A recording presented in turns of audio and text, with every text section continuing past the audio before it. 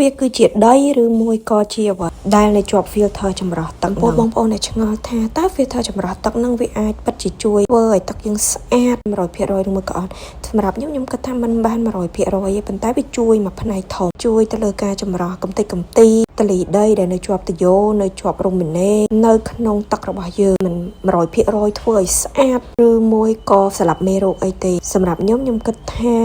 បើមានវាជួយបានច្រើនជាពិសេសនៅពេលដែលយើងដបទៅដោះគោឲ្យកូនលាងចានស្លាបព្រាសម្ភារៈដែលយើងញ៉ាំផ្សេងទៀតចឹងពេលនេះចាក់ស្រែអញ្ចឹងអ្នកខ្លះក៏ថាប្រហែលជាវាឡើងពណ៌ដោយខ្លួនឯងទេមិនមែនមកពីដីឬមួយក៏អីទេអញ្ចឹងបើយើងយកกระดาษយកមកជូតនៅខាងក្នុងនេះគាត់ខ្ញុំយកវាមកជូតជាមួយនឹងក្បាលហ្នឹងគឺឃើញមានប្រឡាក់នេះលឿងដីនឹងបាត់ទៅហើយអញ្ចឹងបញ្ជាក់ថាទឹកដែលយើងចេញ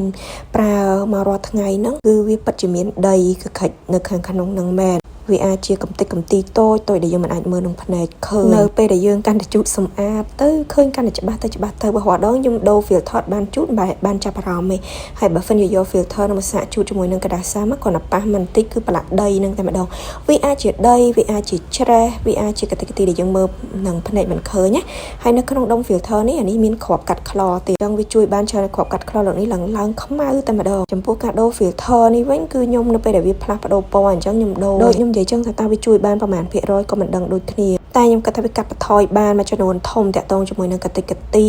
ច្រេះសំណល់នៅក្នុងទឹកផ្សេងក៏ដូចជាខ្លដែលចេញមកអញ្ចឹងនៅពេលដែលយើងប្រើប្រាស់លាងបន្លែយើងសម្អាតវាក៏វាជួយបានមួយផ្នែកធំទៀតដែរយើងអត់មានលុយត filter ធំដាក់ filter តូចនេះជួយកាត់បន្ថយបានខ្លះកញ្ចក់គ្រោះទៅបានអាយុវែងជាងមុន